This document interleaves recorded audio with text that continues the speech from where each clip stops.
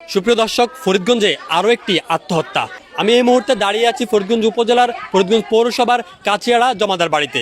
এ বাড়িতে আজ 1 জুলাই বুধবার সীমা আক্তার নামে এক গৃহবধূ আত্মহত্যা করে। হুসন বিয়া করছে ধরা কি কইতাম হের বেলেট কানে সুকাই কিনা দিছি ও চুল গুনা হালিন না টিয়া দিছি আর হে জানো কা কান্নার মাইয়া লাগাই সুকারি এটিয়া কইছে আর মাইয়া তালের দাম যে বাড়িতে থাকে আমার বাড়িতে বঞ্জির হে বাড়িতে নেয় না।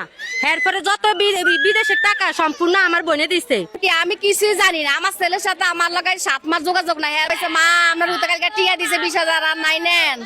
আমি কইছি দুপুরে আয়াম 1 বাজে উনি ইন্তেকাল করছে। কি সময় বলে যে মানে তোরে ছাইড়া দিমু, তোরে তালাক দিমু, এইভাবে উচ্চবাক্য কথাবার্তা হইতেছে এমন টাইমে আর কি সে হয়তো এরা তালাক দিছে। তালাক দেওয়ার পরে সে সহ্য করতে না পারে, পরে যায় সে ফাঁসি দিছে আর কি। যখন আমরা জানতে পারছি তারপরে আমরা সবাই আসছি আর কি বাড়িতে। আয় দেখলাম যে তার এই পরিস্থিতি, লাশ ঝুলানো ছিল আর কি। সুপ্রিয় দর্শক, আমরা এখানে এসে যেমনটি জানতে পেরেছি, পারিবারিক কলহের পর্যায়ে এতটাই ভয়াবহ রূপ নিয়েছে। গৃহবধূ সীমা আক্তারের যে স্বামী বিদেশে রয়েছে, সেই স্বামীর সাথে তার দীর্ঘদিন ধরে নানা বিষয় নিয়ে মনোমালিন্য চলছিল। এক পর্যায়ে তার স্বামী তাকে মোবাইলে তালাক পর্যন্ত দিয়ে দেয়। আর এই শোক সইতে না পেরে গৃহবধূ কিন্তু আত্মহত্যা করে।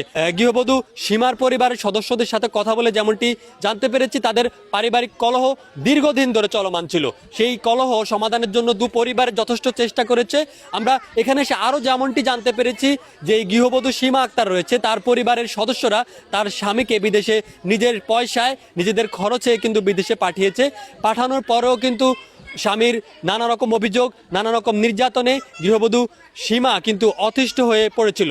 সেই অতিষ্ঠতার পর্যায়ে এতটাই চলে গিয়েছিল যে একে অপরের প্রতি বিশ্বাস ভরসা কিন্তু দিনের পর দিন হারিয়ে যাচ্ছিল। আর সেই বিশ্বাস ভরসা যখনই হারিয়ে যাচ্ছিল, তখনই তাদের পারিবারিক কলহ প্রবল আকার ধারণ করে। সেই প্রবল আকারের যেই ধারণের রূপ, সেটিরে কিন্তু চূড়ান্ত রূপ হিসেবে আজ 1 জুলাই ঠিক দুপুরের পরে গৃহবধূ সীমা আক্তারের ঝুলন্ত মরদেহ তার বাড়ির লোকেরা কিন্তু দেখতে পায়।